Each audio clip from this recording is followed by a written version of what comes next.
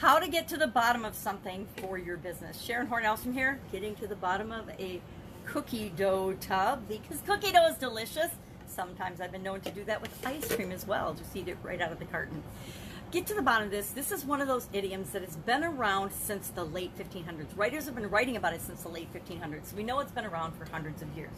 Any idiom, any expression, any word that's been around for hundreds of years, or even sometimes for a short period of time, impacts us, our business, and if not us directly, the people that we come in contact with, right? Our customers, the people we partner with, our vendors, our suppliers, and the people that we team up with, the people that we work with to make our businesses work.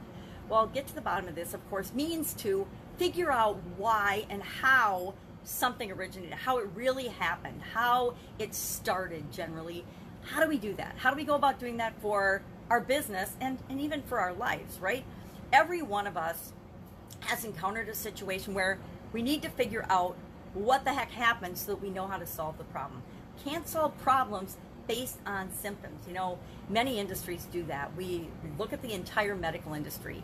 It's predicated on finding your illness and getting a diagnosis and then treating that diagnosis. But what happens in the situations where they can't uncover the root cause of something? If someone goes to the doctor and they're feeling sad and upset and depressed, they get a medication.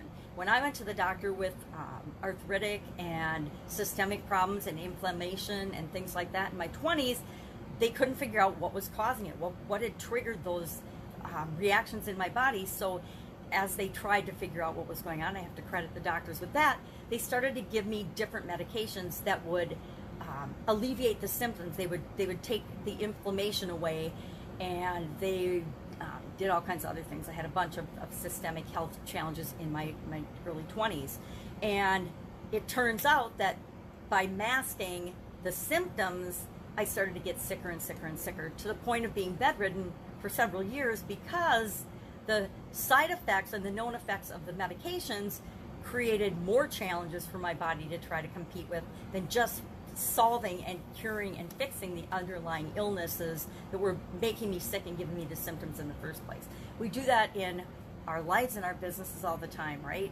There's this personal prejudice where we see what we want to see, or we only are able to see as human beings what we've experienced before or what we're willing to look at and see. And that gives us all this raters and buyers and analyzers prejudice when we're looking at challenges, especially with our own businesses. I definitely have had blind spots for different parts of my businesses in the past, but I learned early on that it's really important to be open to seeing the possibilities and really trying to investigate and figure out what is going on. I come from a manufacturing background, so it's a little more cut and dried in terms of being able to analyze processes, test them, and figure out what's really going on. But a lot of my career was spent as a quality manager, quality director, or in the field of quality. And you know, that involves investigating and handling and dealing with customer concerns and customer complaints.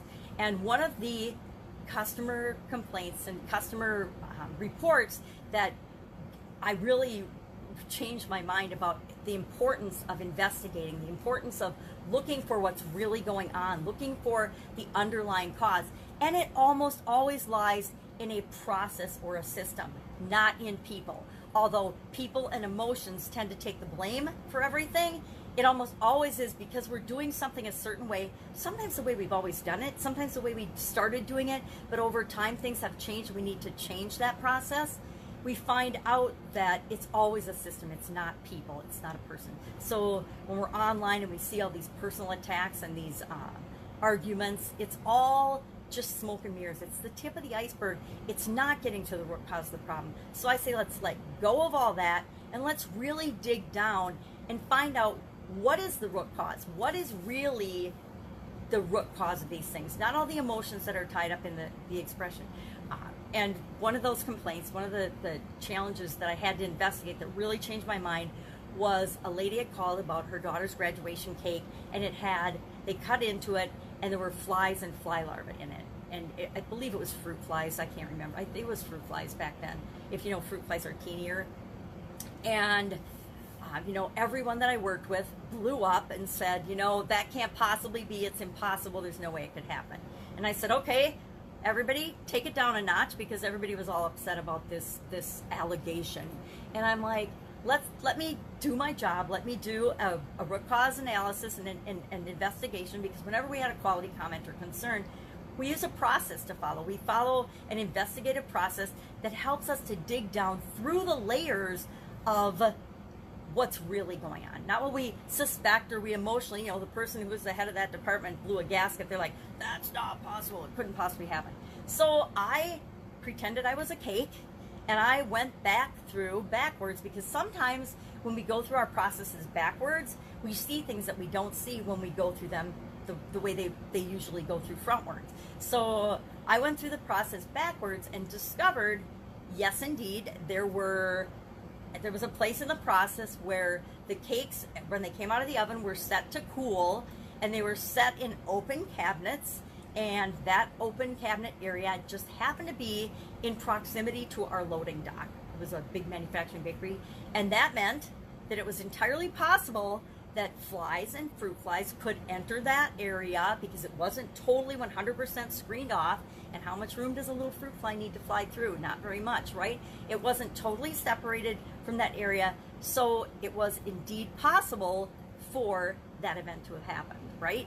Improbable, because the next step in the process was a freezing process, and people falsely believe that you can heat and freeze certain things out of existence, and it's absolutely positively not true. Allergens, for example, the protein that causes the allergic reaction in people, there is no way to heat or freeze or chemically treat that away. So if your manufacturing plant produces a product that has allergens in it, there's no way to clean away that part of the protein that triggers the allergy in people. And so you have to totally separate that, have different lines, and once it's contaminated forever. There's no way to clean that. And people can argue with me about that, but I spent 10 years just studying and testing and trying and figuring that out, and learned and figured that this was true. And people that own manufacturing companies, it's expensive to have 2 plants, right? Hershey's found that they had to have 2 plants. Why? Because if you have nut in your Hershey bars and you don't have nuts in your Hershey bars, people that are allergic to nuts can die if they have any of that protein that's in the nut family, right? So it's imperative that we find out the root cause. And you do that by having a process for investigating and asking questions. But the first question is to ask yourself, what if this was possible? Could this happen? And then dig down to the real reason that it did and began, and take out the emotionally charged and the belief-related thoughts around the argument, because they cloud the issue. Just like putting a Band-Aid on a sickness or an illness or a cut, it heals the cut, but it doesn't tell us how you got the cut in the first place. In order to prevent it from happening in the future, we need to make sure we eliminate the source of how the cut occurred, especially in a repetitive manufacturing type environment. So that's our idiom for today. Love to know your expression and your experience with getting to the bottom of something. I guarantee I've used this one my whole life and will continue to use it, because I understand firsthand the importance of really getting to the heart of the matter and dealing with the real issues, not all of the fluff and flurry that's on top of it. If I can help you in any way, if there's an idiom you want to know the meaning of, hit me up in the comments below. Otherwise, I will be with you tomorrow with another interesting idiom. What does it mean? Where did it come from? And how might you apply it to your business and your life right now? Take care. I'm going to go get to the bottom of that chocolate chip cookie dough.